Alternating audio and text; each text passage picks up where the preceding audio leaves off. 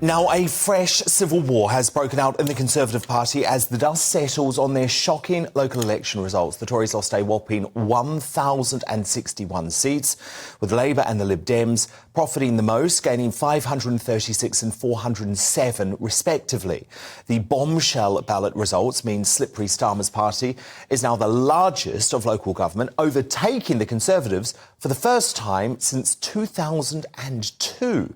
And a socialist coalition of chaos has become a very real possibility. Now, Sunak's supporters have pinned the blame for those losses on predecessors Liz Truss and Boris Johnson, saying that their, quote, traumatic reigns caused voters to punish the party at the ballot box.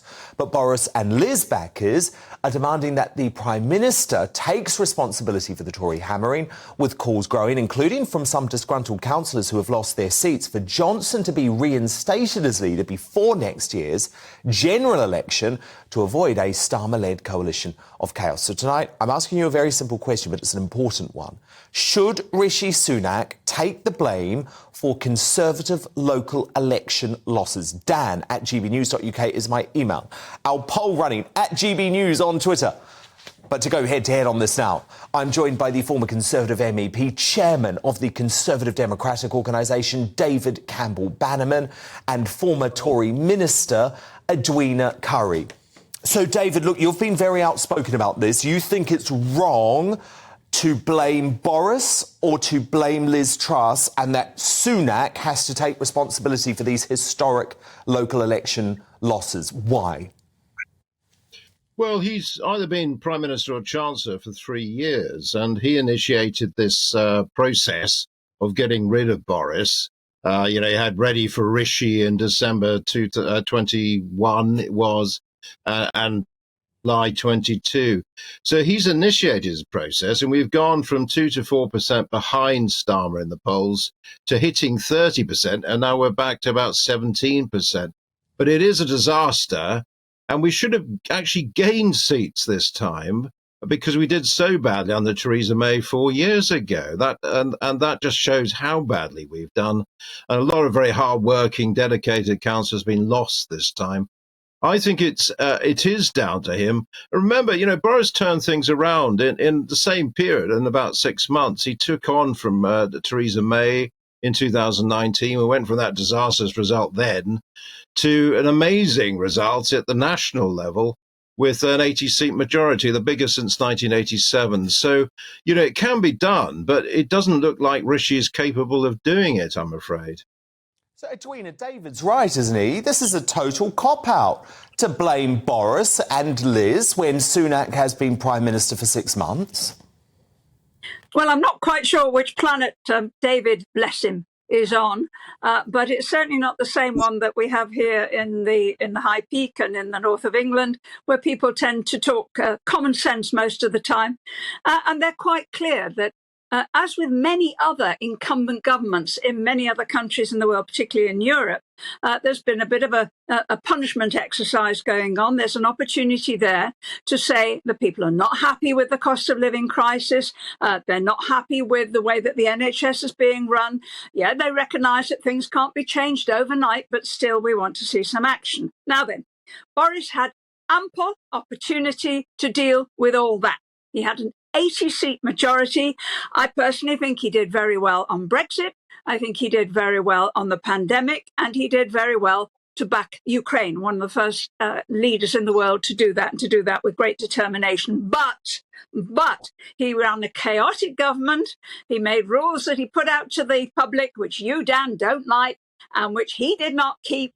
And, you can't do that. And you certainly can't do it for a year or more. You're going to get found out. And he was also backing people in the House of Commons like Owen Paterson, who were blatantly breaking all the rules. Yeah, no, I understand what you're saying. He was trying to force everybody else to agree with him. Well, look, I just want David to respond, because, David, if you listen to Edwina, you'd think that the frontline political career of Boris Johnson is over. But a lot of folk like you, David, actually think Boris could be the saviour for the Conservative Party. He could actually be the man that leads the Conservatives to a shock election victory. I do, and the reason is, I helped him in London, and he won a lot of Labour and Lib Dem voters in London. He's responsible for the Red Wall vote. That was down to Boris. It wasn't a Conservative brand. Lost that. We can see that in the local elections. It's a disaster. It's going back to Labour and the Red Wall. So I do think bringing Boris back, he doesn't appeal to everyone.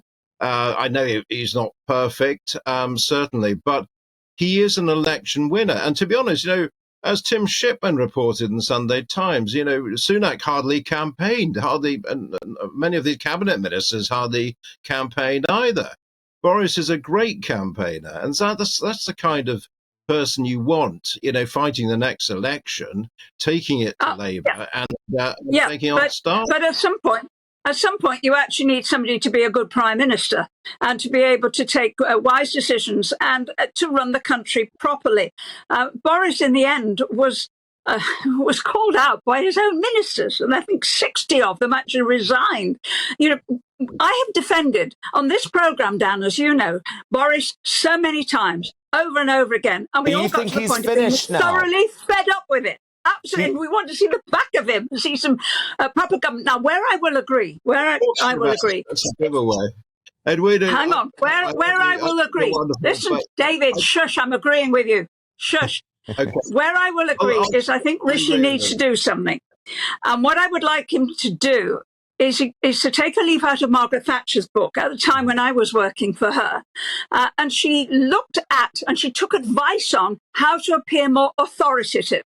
And you will recall she changed her dress and she got rid of the fussy bows and she put on proper suits and she lowered her voice and she sounded much more authoritative. And I'd like to see Rishi Sunak taking some professional advice like that, because at the moment he smiles too much. He cringes a little bit too much. He's trying too hard to please. He talks down to us sometimes. I want him to get rid of I want him to get rid of those awful, narrow, tight jeans or whatever it is that he wears. The skinny jeans. He ought to.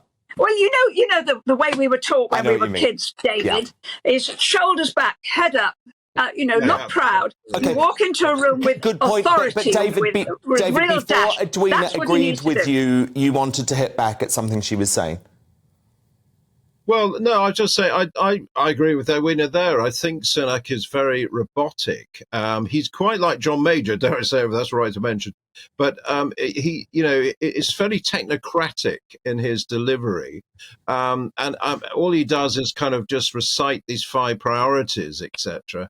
And what we need is a policy reset. And actually, Edwina served with distinction, I have to say, at a time when, we did believe in low taxes and smaller state, a kind of Thatcherite model. And I think we need to go back to that. Reset. No, couldn't agree more.